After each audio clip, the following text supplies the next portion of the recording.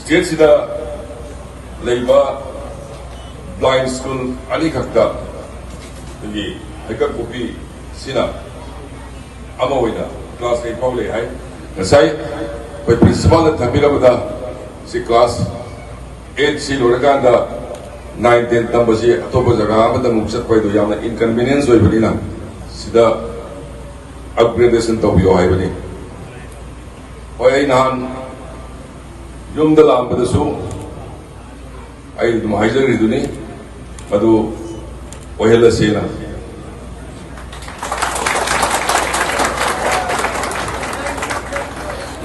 सो social welfare की director से यावी इनिशिएट तौर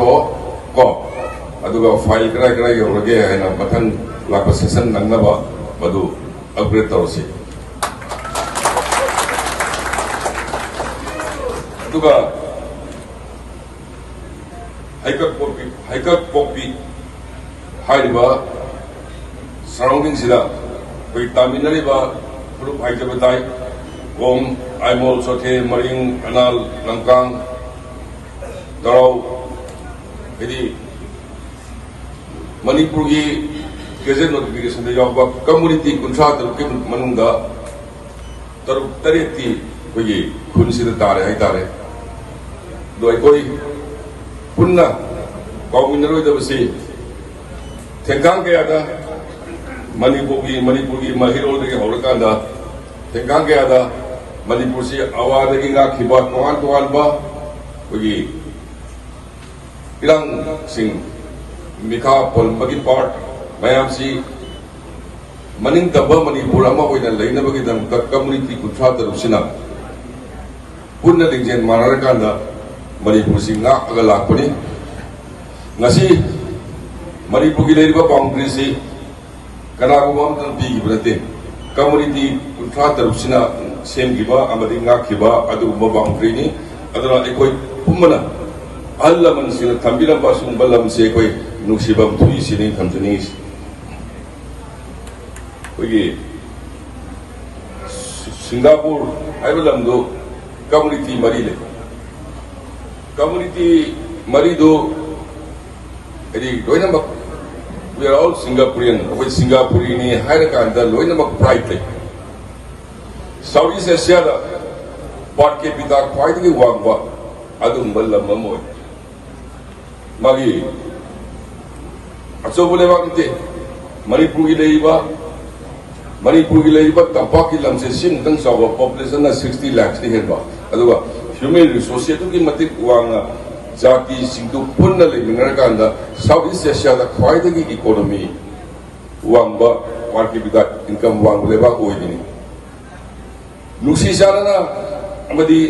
शांति लेतना लेबा अमद चौकट पे यारो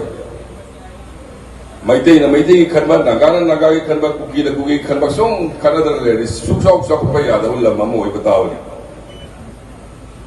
अदुना अखोई अपुनबा मणिपुर की वाखलदा पुन्ना हिमिनबा नतना अतोप लंबी लेतबनीना कोई नुसी जाना हिमिनबा कोई वाखल खनमिनबा मथौ ताई अमना अमगी अवाबा खबिनबा मथौ ताई ngasi sei hendraba dumba maitai abadi kuki sinau singi marakta asoba kuki conflict ai tai maduna maram wareka anda saktok sugin do hakoi nagdal ler madu hujikti kuki sinau mayam dasu ipal laga aeroplane tongba hore frequently aduga ai banglo dasu तोहान बा group Singh Lakhna उन्नदना शांति कमायना पुरक्सिगे हाइबसी खनबा होबे मरक्सिदा मु सिंगी lambda अमु खनबा हौरक्पसिना मरम वरिकांदा होई शांति की process दा थेंगनबा पोरमा दुंगोय रोइना ngasi देबसरी बा मफम मसिदगी नापिल तौजरी होई खदबना सावनाबना सोल्यूशन तौबे यारोय थबक खुदिंगमकी वारुसिन वरी सारगा लोसन बताबनी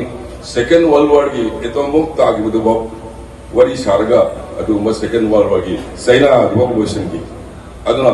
imung namada masih menau kenapa pergi aduh talk na berarti aduh mana khalla kanda let's forget the past how you itu kau tunggu kanda tunggu lak itu young generation sing pergi tunggu generation sing khalla kanda pergi nusi sana na lagi benar tawa atau pelambi lagi semai tamzage atau masai ai nau tu isan na hairam betul pergi kalau singa mah sama wani suan be ada berai itu singa mah sama itu skim natra hostel lagi nanti apa hostel gitu nggak ada kok oke atau nih nau itu tu isan ra singa mah sama itu skim ni central government di skim ni aduga kalau hostel lagi kan kuih dikamai pi diet allowance क्या pi singa mah sama extra lising sama so lising sama plus lising sama oke dua jana ya rego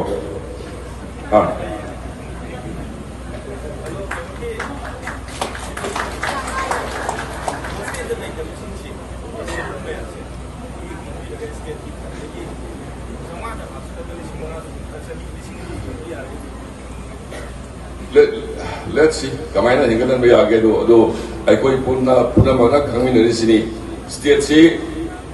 bagi crisis in topic dagi economy si adoki matik patawas state amo oile re at should manage to ba mumda hona bada masi awabas state zamani sigi marak sida mo singi irang sila ko tamda no magi ka ga do GST ka da na state ki se to ki matik wahali hai tare so isi irang sina so isi tumgi yubiron ubedaba angan singi education da semit loan da nomogi sara dalak sara da usinda punna sokpanina aina lotion jara khoda ekoi punna shanti level ba ama oinaba community kuntra tarupsina mani kungal pali manipur apun base ekoi gi ne khalmin rakan himina se hair kan dai ten jari punna gu dhagat chali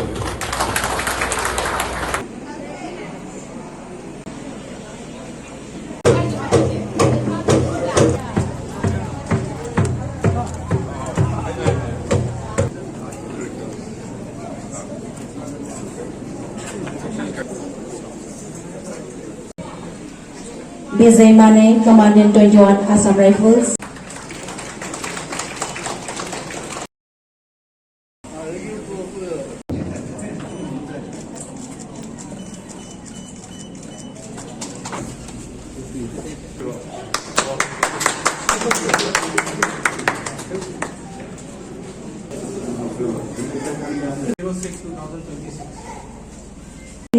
Headmaster, Mr.